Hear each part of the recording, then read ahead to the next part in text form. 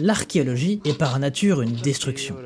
Pour permettre une bonne compréhension d'un site, un archéologue se doit de retirer des couches de terre qui sont des vestiges d'anciennes actions humaines. Cependant, le travail d'un archéologue est justement que cette destruction ait du sens et ne soit pas gratuite. Un archéologue se doit donc de rigoureusement enregistrer et de consigner les données qu'il rencontre. Cet enregistrement peut avoir plusieurs formes qui seront abordées dans cette vidéo.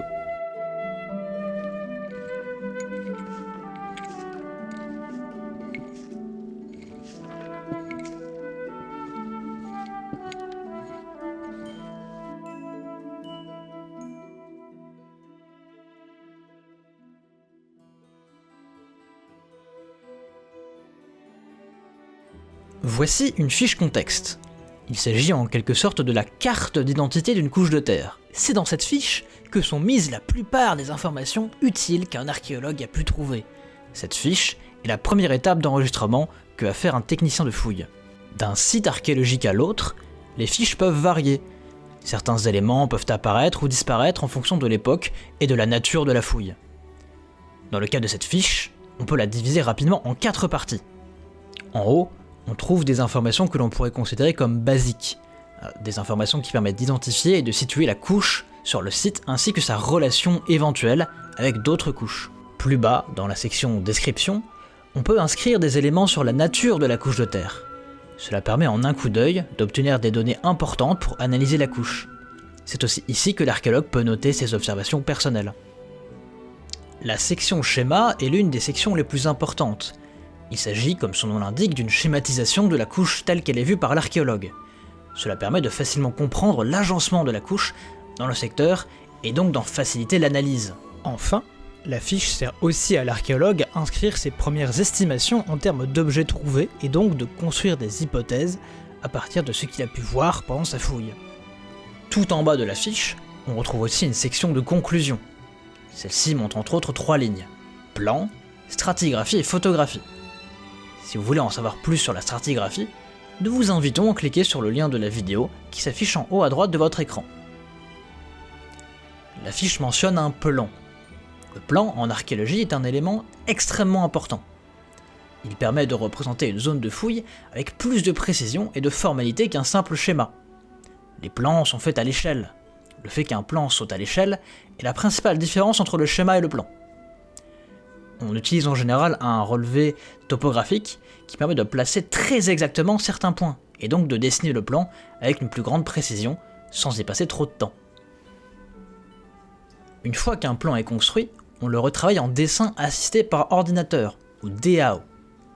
Et ensuite il est inclus dans une base de données dédiée au terrain pour pérenniser et rendre plus accessible cette nouvelle archive de terrain, qui pourra ensuite être mise en lien avec l'ensemble de toutes ces données récoltées par les techniciens de fouille. Depuis quelques années, un nouveau procédé est venu renforcer le plan. C'est la photogrammétrie.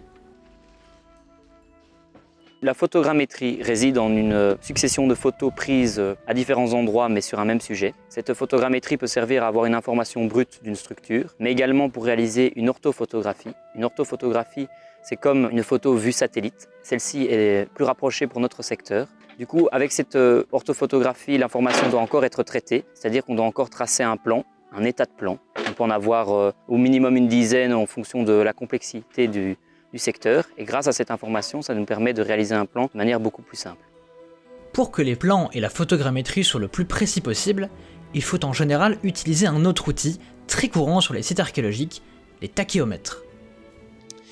Alors, je suis en charge de la topographie, c'est-à-dire que grâce à l'appareil à ma gauche, je peux prendre des altitudes des différentes couches de terre, ce qui permet de définir les relations préliminaires entre celles-ci, pour savoir quelle est la plus ancienne, quelle est la plus récente, et créer ces premières relations assez rapidement sur le terrain. Le tachéomètre sert aussi à d'autres utilisations, notamment la capacité d'enregistrer des points et de les restituer sur un plan, ce qui permet du coup de créer des bases de fonds de plan qui sont ensuite utilisées par les fouilleurs sur le terrain pour faire des dessins à l'échelle. La topographie sert aussi dans le cadre de la photogrammétrie. Grâce aux points qui sont enregistrés par l'appareil, nous pouvons restituer en 3D des points sur un plan beaucoup plus détaillé qu'un simple dessin. Il est important de comprendre que l'archéologie est aussi une science qui ne cesse de s'approprier les nouveaux outils et les nouvelles technologies. La photogrammétrie en est un bon exemple, mais c'est aussi le cas d'un nouvel arrivant, le drone. Dirigé par un pilote agréé, Il permet de prendre de la hauteur et d'offrir des points de vue qui étaient auparavant beaucoup moins facilement atteignables. Donc les nouvelles technologies sont aujourd'hui au cœur du travail des archéologues, notamment à travers l'utilisation du drone et de la photogrammétrie. Donc le drone va nous permettre de faire des images aériennes d'un site de fouille, donc sur un chantier d'archéologie préventive ou programmés comme ici sur le site de l'Arsenal, et également de faire ce qu'on appelle des orthophotos, donc des photos recalées avec des coordonnées géographiques d'un site ou de la photogrammétrie.